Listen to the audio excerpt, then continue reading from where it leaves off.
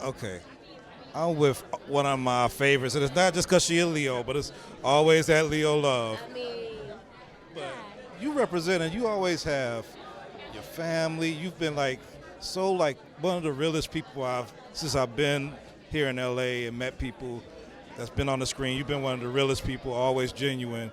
Tell me, how did you escape that getting from child actress because you started young to being here where you at now doing executive producing and still super like popping? Like, how did you escape that downfall of like not getting burned out? number one is God. Keeping your connection to God, understanding that He's number one, that He's the reason for the season. I get to be here, and He sustained me through tough seasons, dark seasons, amazing seasons, crazy seasons. And then also my mom. My mom has been like an incredible support system. She has always just been very, very real with me. We've had real conversations. She'll be the first to tell me, don't believe your own hype. Because if you do that fall from grace that happens in certain seasons, it'll be really, really rough. And just always giving me perspective. And then I think, just the experiences that I've had by the grace of God have just been like, help me, stay on track. And so in a lot of ways, I feel like I'm just beginning, I feel like it's a new act of life. And it's been cool. It's been cool to be able to be in this business and continue to grow and to have done it this long and still have so much more to do. So. When you started in the business, you know, there was just a limited amount of films a year, definitely a limited amount of TV shows that starred us. And now especially out of this pandemic, we have all these streaming platforms, all these new shows. You're in a couple of executive producers, some. We got All Black here on the carpet.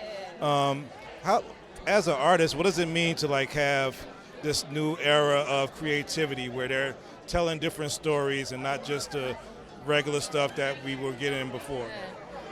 It's crazy. It's like it's a blessing to be old enough and young enough to understand it and to be able to participate in some capacity because it is history.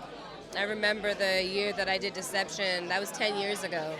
And it was the first year that I looked around and I was like, wait, Taraji's a star of her own show, Gabrielle's a star of her own show, Viola's a star of her own show, Carrie's a star of her own show, and I just could like go down the list and I was like, I've actually never seen this before.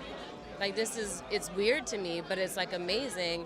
And it just was like a sign of like, oh, times are shifting and things are changing. And I just feel really, really grateful to be able to be a part of it. And I want to help create those opportunities for the little black girl behind me. I don't want her to have to work as hard as we did. And, but Angela made it easier for me.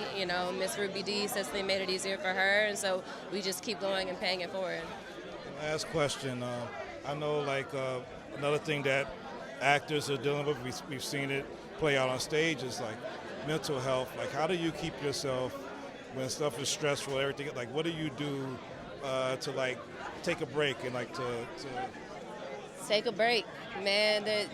There's nothing more important than your mental health. And for me, I try to make sure I wake up, I breathe, I make sure I get oxygen to my brain, I pray, I say my affirmations over myself, I read my Bible, I get out of bed. When I get in the car, the first thing I do is listen to something that's uplifting to my spirit.